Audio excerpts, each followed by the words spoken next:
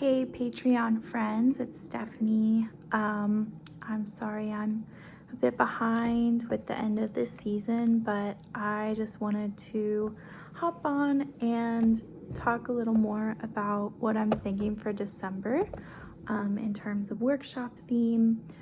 I really feel just such a tremendous grief in closing of 2024.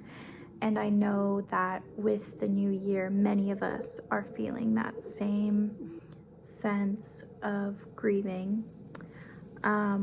So one of my favorite things to do in that sort of reflection is to just listen to what I need. And perhaps you can hear I'm playing Singing Ice 2 Hours Raw Ice Sounds ASMR meditation, which I'll post. But if there's a way before you begin writing that you can just really ground yourself and give yourself some space to be just really able to hold whatever has come up this year, whatever needs to come out in your writing, and make sure that you're just really taking care of yourself. Make some tea, get a blanket,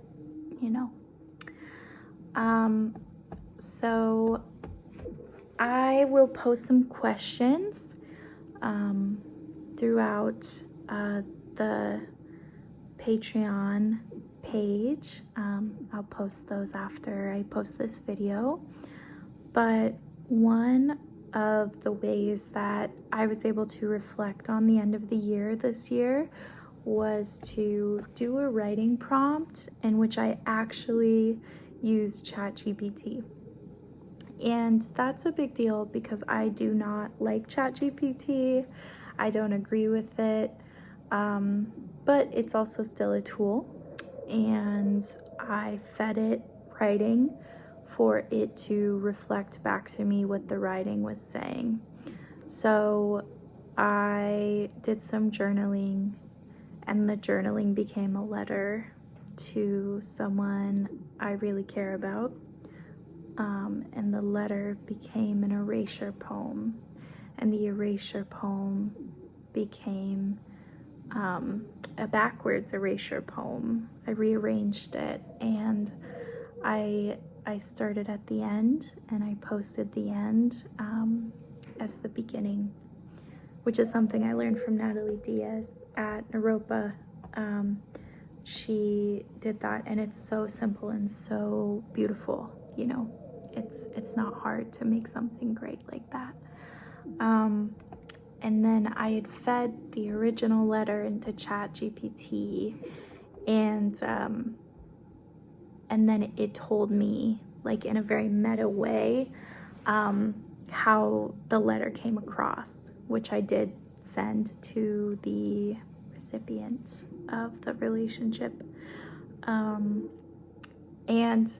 that really allowed me to have some like super meta space to like look at this piece like from a bird's eye view, which also helps me conceptualize the relationship. So I then went through and did erasure on the ChatGPT piece, which I think is really cool because, again, like I have a lot of worry about ChatGPT, so it's also, I think, like I was able to use erasure as sort of a tool to mine out parts of it and like kind of scratch through it and not just believe its perception of my writing.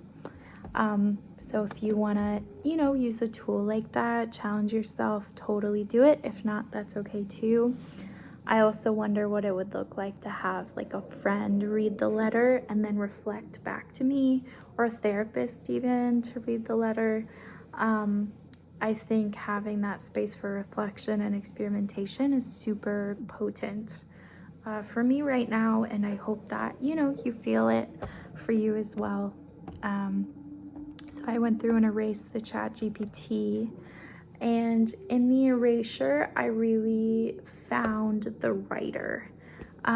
It kept referencing the writer of the letter, And so I was able to like really feel the writer, which was me as a person and also me in a poem physically on a page, the words, the writer as an entity. So this just allowed me to get so meta about what I was thinking and feeling and like reflecting on this relationship, but also myself as an artist and writer in the space. And so all of this to say, I'm going to leave some questions for you. Yeah, for you to explore this, because I think it's so fruitful. Oops. I think it's so fruitful to think about this sort of spaciousness and reflecting the end of the season and what that really means, and like what those values really are for you this year, and how you're going to, yeah, close up the year in this way. So those are just some of my thoughts. This is what I've been working on. My piece is called The Tone of This Letter Is, because that's how ChatGPT started it.